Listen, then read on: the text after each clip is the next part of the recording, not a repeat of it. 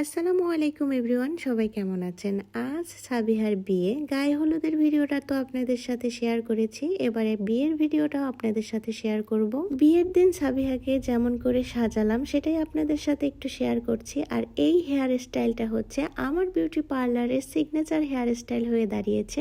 যে আপুরাই বউ সাজতে আসে সেই আপুরাই হচ্ছে আমার এই হেয়ার স্টাইলটা দেখেই তারা পছন্দ করে যে এই হেয়ার স্টাইলটাই করে দিতে হবে। ম্যাক্সিমাম ব্রাইডদেরকেই এই হেয়ার স্টাইলটি আমার দিতে হচ্ছে, কারণ সবাই এসেই ফার্স্টেই এই হেয়ার স্টাইলটার কথাই বলে যে আমাদের এই হেয়ার স্টাইলটা করে দেন। তো আপনাদের কাছে কেমন লাগছে হেয়ার স্টাইলটি কমেন্টে জানাবেন। সাবিহা মামনিকে কিন্তু আজকে বউ সেজে অনেক সুন্দর লাগছে, অনেক মাশাল্লাহ। তার সাথে কিন্তু আমার রুহানা পাখিকেও মাশাল্লাহ আজকে অনেক সুন্দর লাগছে, সে কিন্তু শাড়ি পরেছে। এখন সরাসরি চলে আসলাম বিয়ে বাড়িতে, দেখতে পাচ্ছেন বর খাওয়া দাওয়া করছে। বরের বর্তনে কিন্তু আস্ত খাসি দেওয়া হয়েছে। আস্ত খাসি দেখে বরের ঘাম চলে এসেছে, বর তো হাতে দিচ্ছে না। আমার দুলা হয়তো চিন্তা ভাবনা করেছিল বর্তনে আস্ত একটা গরু দেবে, আমাদের রিকোয়েস্টে আস্ত একটা খাসি দিয়েছে। যাই হোক, আমি চলে আসলাম কনের কাছে, আর এসে দেখলাম আমি যে সমস্ত গহনা পরিয়েছিলাম স্টোনের সবকিছু খুলে ফেলা হয়েছে, কারণ স্বর্ণের গহনা পরানো হবে। তো আপু সাবিহাকে রুলি পরিয়ে দিয়েছে, আমি নাকফুল পরানোর সময় সাহায্য করেছি, এখন আবার ব্রেসলাইট পরিয়ে দিচ্ছে আরেক হাতে। এবার হচ্ছে আপু কানের দুল পরাবে, কানের দুল বের করেছে, কানের দুল পরিয়ে দিচ্ছে। এবার হচ্ছে বরের বাড়ির থেকে যে গহনাগুলো দেয়া হয়েছে সেগুলো আপু আমাদেরকে দেখাচ্ছে, আর আমি এখন এগুলো পরিয়ে দেব।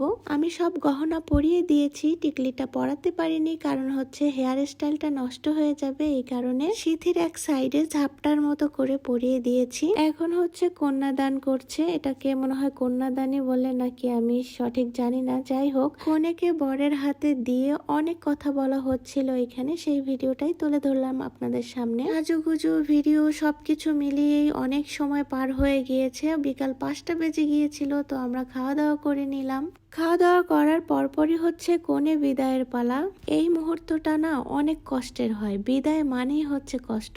একটা মেয়ে যে বাড়িতে ছোট থেকে বড় হয়েছে সেই বাড়ি থেকে চলে যাচ্ছে বিদায় নিয়ে, পরবর্তী আগমন হবে তার অতিথি হয়ে। কোথায় যাচ্ছি? বাবার বাড়িতে। এই কথাটা শুনলেই কিন্তু চোখে জল চলে আসে। দুলা ভাই ও আপু সাবিহাকে বিদায় দিচ্ছে, আর তারা অনেক কান্না করছে, সাবিহা তো কান্না করেই যাচ্ছে। সবাই আমার ভাগ্নিটার জন্য দোয়া করবেন, ও যেন শ্বশুর বাড়িতে সুখে শান্তিতে থাকে। ও যতটুকু কান্না করে শ্বশুর বাড়িতে যাচ্ছে তার থেকে যেন দ্বিগুণ হাসি খুশিতে ও থাকে। সাবিহার বউ ভাতের ভিডিও দেখার আমন্ত্রণ জানিয়ে আমার ভিডিওটি এখানেই শেষ করছি। সবাই ভালো থাকবেন, সুস্থ থাকবেন। আল্লাহ হাফেজ।